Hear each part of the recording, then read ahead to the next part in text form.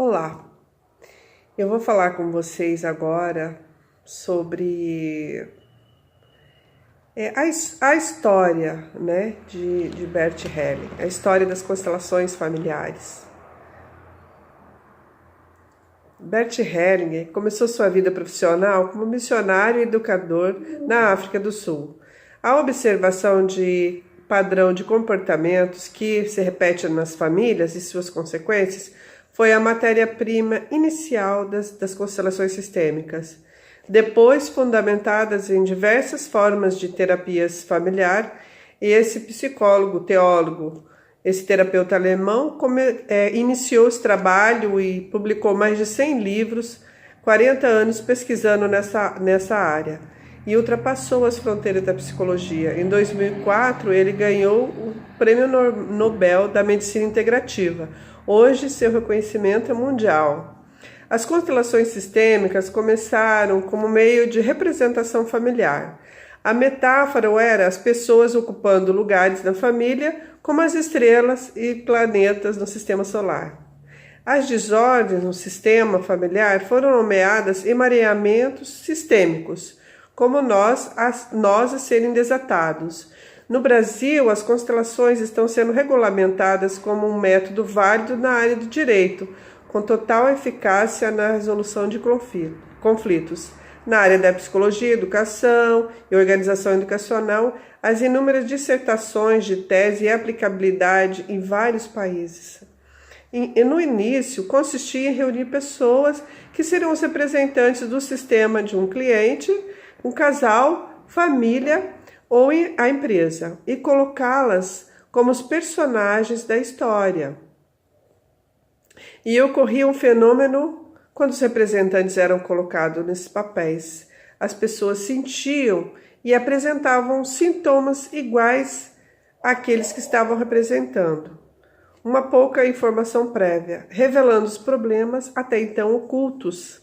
A observação dos fenômenos que se representam numa constelação ainda ocorre na frente de qualquer teoria e metodologia que dê conta de abarcar toda a sua complexidade. Atualmente, em ressonância com o cliente, um grupo de pessoas representantes se permite se mover sem nenhuma intenção, permitindo que emerja um movimento de cura. O movimento de espírito, assim Bert Helling nomeou. Uma reconexão com a fonte primária de toda a vida em contínua evolução, libertando a ancestralidade, os descendentes futuros dos emaranhamentos passados. Isso é coerente com o que dizia o antigo sábio. O tempo é cíclico e não linear, e atuais físicos também. O universo é holográfico e multidimensional. O constelador, ele é o facilitador desse processo. A sua função é centrar no vazio criativo, na sua silenciosa presença, no movimento dos representantes e do cliente constelado. Ele percebe e diz as frases que tocam profundamente este cliente. Na medida que ele repete essas frases, inicia-se uma nova percepção de uma nova realidade e amplitude de consciência. Isso repercute no sistema nervoso do cliente, dali para todo o seu corpo e todos os que o cercam. O amor que estava interrompido reúne tudo novamente, incluindo os que faltavam, restaurando a hierarquia e o equilíbrio nas relações.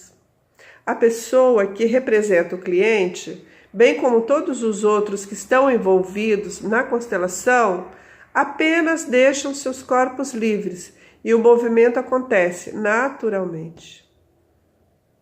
A partir de milhares de constelações, o Hellinger identificou forças dinâmicas que norteiam a coesão e a sobrevivência nos clãs familiares e nomeou ordens do amor. São elas: pertencimento. Cada ancestral de nossa família pertence a um grupo familiar, independente de serem ou vítimas ou inocentes. Hierarquia. Cada um tem o seu lugar e a ordem de chegada, e a compensação, o equilíbrio entre dar e receber nas relações entre parceiros. Essas ordens atuam invisíveis, elas são flexíveis como a lei da gravidade. Então, um estudo teórico que embasa essa teoria, né, as pessoas que estão assistindo é chamado de campo morfogenéticos. Todo o organismo gera um campo organizador que vai afetar o outro. Toda vez que um comportamento é repetido vezes, o campo é modificado. E essa modificação afeta toda a espécie, mesmo que não haja contato físico entre seus membros. Inúmeras pesquisas científicas na área da biologia e da física comprovam a existência deste campo, que conecta tudo e todos além do tempo e do espaço. Na neurologia, já há uma comprovação que traumas dos ancestrais são passados para as novas gerações. Na psicologia, há muito se sabe que, seja pela herança ancestral, fidelidade ao grupo a qual pertence, ou por questões de sobrevivências, o ser humano tende a repetir padrões de comportamentos e crenças, conscientes ou não, que atuam bloqueando o seu desenvolvimento saudável. Doenças, vícios, maus hábitos perduram em todas as famílias por muitas gerações, destruindo como efeito dominó. Podemos acessar as informações desse campo porque somos parte dele. Nele todos somos um. Apenas o grau de sensibilidade de cada um é que vai diferenciar os representantes numa constelação. Algumas pessoas são mais sensíveis à percepção desse campo sistêmico. Outros desqualificam até o que veio, pois ainda estão endurecidas por traumas e crenças limitadoras. Assim negam para não confrontar com seus próprios medos. Os movimentos que surgem numa constelação remontam à origem do problema e apontam para a reconciliação possível naquele momento.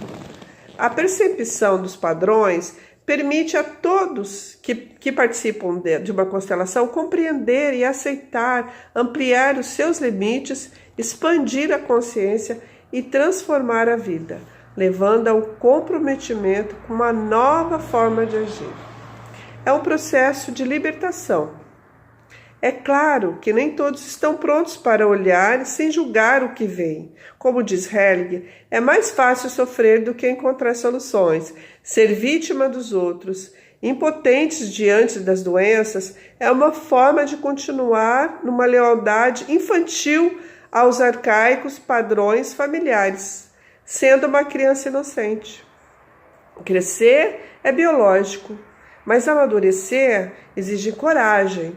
O trabalho com constelações também pode ser realizado individualmente, que é o que eu trabalho no consultório entre mim e o cliente.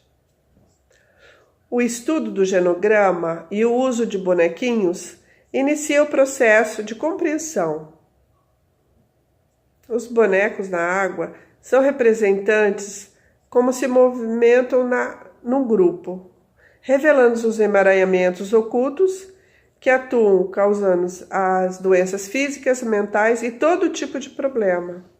A partir das frases que o constelador sugerir para o cliente repetir, geram novas conexões neurais. A mudança pode ser vista imediatamente no movimento dos bonecos na água, que tem a constelação individual na água dos bonecos. Aí muda a perspectiva do cliente. Não há como interferir. O terapeuta e o cliente também podem entrar nos papéis e sentir mais profundamente a situação e trazer as informações retidas do inconsciente do cliente. Estudos como radiestesia e bioeletrografia comprovam as mudanças e o reequilíbrio no nível físico mais sutil e imediato à constelação. Depois das dificuldades de relacionamentos, o que as pessoas mais buscam por meio das constelações é saber a origem e a solução para doenças. Nesta área, Brigitte de Ribes, ela deu um passo além, acessando a medicina germânica de Hammer a partir das compreensões de Bert Helling. Ambos dizem que a doença não é uma maldição, mas é uma proposta de solução, um caminho de volta à saúde, é um movimento circular de reconciliação que pode durar gerações. Nas dinâmicas cegas de nossa família, excluímos elementos como se fôssemos maiores do que a vida, tal como ela veio até nós, e aí encontra-se o significado profundo das doenças. Precisamos olhar para além da doença em si. Tudo que excluímos, julgamos, volta a nós por forma de doença, para que possamos aceitar a vida como ela é. A doença aparece quando nos pegamos a confrontar os conflitos que o nosso destino nos traz. A vida, ela é dual. A energia se produz com as partículas positivas e negativas estão em equilíbrio, quando homem e mulher se fundem no ato de amor. E quando há um orgasmo e uma vítima, se reconciliam. O movimento do espírito leva à fusão dos opostos, que ao combinarem gera uma força superior. A doença é uma das dinâmicas dessa reconciliação, que ao final gera uma saúde maior, uma vida mais plena e mais abrangente do que antes. A doença ela aponta que alguém ou algo foi excluído. Tudo, no corpo e na família, tem um lugar determinado pela hierarquia, e todos são iguais em importância. O campo no qual todos estão inseridos, e todos têm o mesmo direito de ser inseridos, guardam todas as memórias de emoções, que cada recém-chegado recebe toda essa bagagem, amorosa ou trágica dos anteriores, numa contínua compensação entre dar e receber. Essas são as ordens do amor redescritas por Helling. Quando alguém se coloca acima deste campo, a consciência familiar utiliza mecanismo de compensação. A doença é um deles. Depreciada, tal como esses excluídos.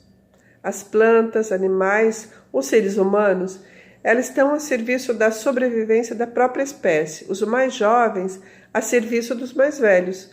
Os vivos a serviço dos mortos. E todos a serviço da vida. A evolução requer um respeito a essas ordens de respeito e equilíbrio, que todos honram os seus maiores e ao espírito da vida em si. Quando assentimos as condições de nossa existência, essa fonte da vida nos conecta diretamente com a consciência criadora. Essa energia vem de fora do campo corporal familiar, mas também está dentro de cada um. Estamos imersos nela, na fonte criadora. Quando a pessoa se abre à vida, incluindo, dizendo sim a tudo e a todos, aos conflitos e à doença como ela é, se abre para essa conexão com o espírito. Neste momento, a força da cura chega até ela, que se transforma num canal dessa força. Apenas isso é capaz de produzir uma mutação que é integrada ao seu sistema corporal e familiar e transmitir aos descendentes. A origem de todo o desequilíbrio orgânico ou psicológico se dá a partir dos conflitos que todo ser humano passa durante seu desenvolvimento. O primeiro conflito é segurança versus autonomia. Toda vez que crescemos ou nos mudamos de lugar, nos acompanha o medo de sobrevivência neste novo lugar. E é a culpa do que deixamos para trás. Se conseguimos assumir tais danos, nos movemos numa vida mais além. No entanto, se seguimos fiel ao que nomeamos boa consciência, para continuar pertencendo eternamente a um grupo-lugar que nos dá segurança, em nome de um dever, de uma moral, sempre excluiremos o que vai vir de fora, o novo, que nomearemos como mal. Nos tornamos algozes no exato momento em que eliminamos o que nos perturba que nada mais é que um convite ao crescimento. Cada vez que julgamos ou excluímos algo ou alguém, em nome da tal boa consciência, geramos um mal, um sintoma, uma doença. Cada vez que nosso amor cego faz com que inconscientemente queremos salvar nossos pais, carregando deles suas responsabilidades, geramos doenças hereditárias. O corpo é a expressão do pertencimento de alguém a um sistema. É o cenário da polaridade do que se vive. Por um lado, segurança e o amor cego, seu grupo. Por outro lado, autonomia a serviço da vida. O corpo é a interface entre o indivíduo e seu sistema e revela o inconsciente, que é o movimento do espírito individualizado. Qualquer desordem do sistema, seja emoções reprimidas, atos não assumidos, traumas não integrados, se manifestam no corpo dos seus integrantes ou descendentes até que se resolvam. A doença é de fase ativa e de fase de resolução. Nas de fase ativa, é como se o doente dissesse ao ancestral perpetuador ou alguém que foi muito influenciador negativamente à sua família: eu sou como você, produzindo uma agressão ao próprio corpo, na tentativa de resolver metaforicamente um conflito. Na fidelidade cega ao perpetuador, desencadeia uma doença. O movimento do espírito de conexão de volta à vida, que esta pessoa, por meio da doença, onde problemas repetitivos, passo a passo, frente a cada uma de suas fidelidades, arrogâncias e negação à vida. Com o tempo, essa pessoa pode amadurecer e resolver o conflito. Então, a doença de fase ativa acessa outra de resolução.